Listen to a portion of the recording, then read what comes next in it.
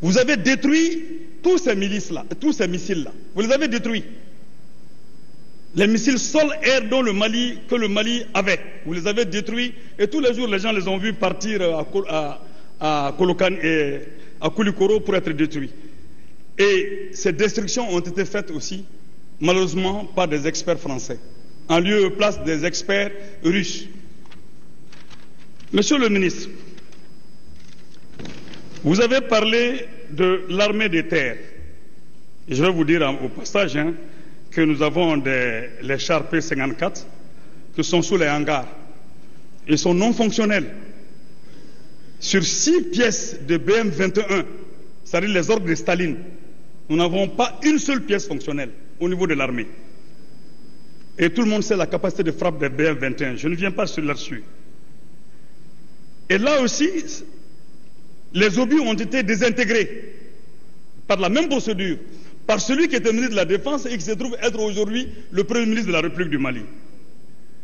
Dans ces conditions-là, peut-on nous parler d'armée opérationnelle? Je crois qu'il n'y en a pas. Vous avez parlé de la relève du chef d'état-major général des armées. Vous avez mis à sa place son adjoint. En fait, c'est l'adjoint qui est le chef opérationnel. Je parle sous le contrôle des militaires qui sont là. C'est l'adjoint qui joue le rôle des opérations. Alors, si les opérations échouent, ce n'est pas le chef d'état-major qui doit seul sauter. À mon avis, ce n'est même pas le chef d'état-major qui devrait et son adjoint qui devrait seulement sauter, c'est le ministre qui devrait sauter.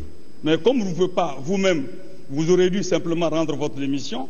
Comme vous ne l'avez pas fait, le président de la République devait démettre, sous l'information du ministre, du Premier ministre, faire démettre le Premier ministre de la Défense. Mais malheureusement, je pense qu'on n'est pas là pour le service de l'État, on est plutôt là pour ses propres services. Sinon, il y a beaucoup de devoirs qui sont passés, qui méritaient vraiment que vous preniez vos responsabilités. Vous avez parlé, j'ai parlé de 200 hommes qui sont assévarés, qui sont bien organisés, c'est une milice bien organisée, vous avez connaissance de cela.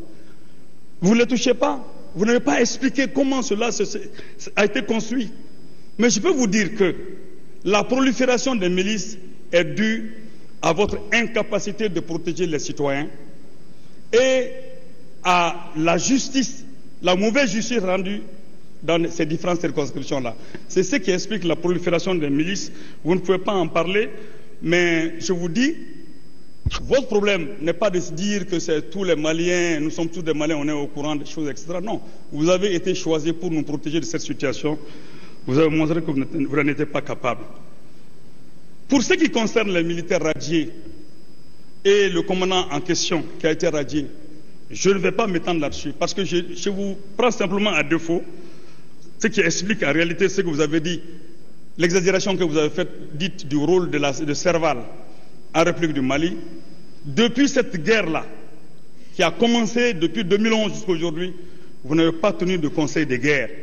Surtout, convoquer les militaires qui étaient sur le front en 2012 et qui ont échoué, pour au moins les entendre, les écouter. Vous ne l'avez pas fait.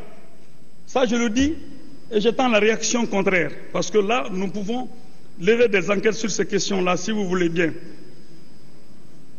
Et les forces étrangères, comment ces forces étrangères collaborent avec l'armée malienne? Comment? Ils ont des puissants réseaux d'information, ils ont des armes sophistiquées, et l'armée malienne est surprise par le manque d'information.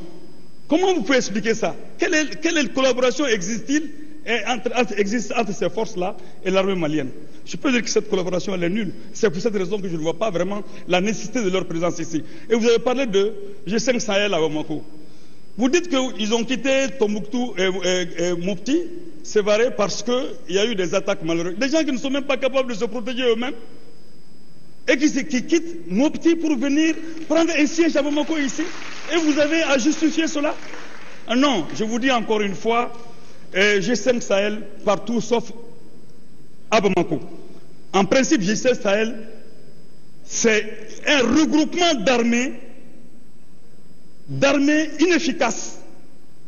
Donc nous avons plutôt le besoin de reconstruire et reconstruire notre armée plutôt que de faire appel à n'importe quelle structure parce qu'il y a de l'argent derrière. Il n'y a que ça qui explique.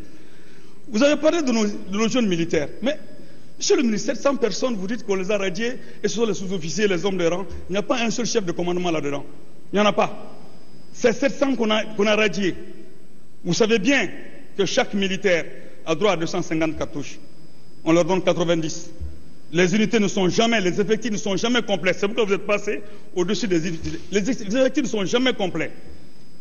Jamais complets. Et vous donnez 90 cartouches à des gens qui ont besoin de 150. Les Kalachnikovs que vous avez, parfois on donne à ces hommes-là 100 percuteurs. Ces Kalachnikovs 100 percuteurs. On ne les essaie même pas sur le marché, sur la place.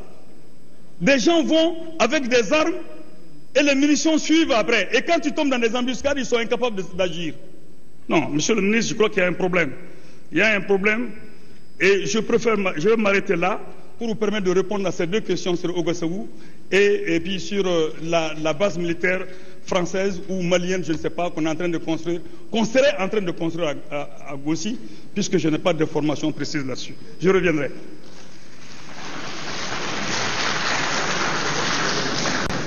« 8 minutes 44 secondes. Donc, ça vous fait au total environ 13 minutes. Monsieur le ministre, vous avez la parole.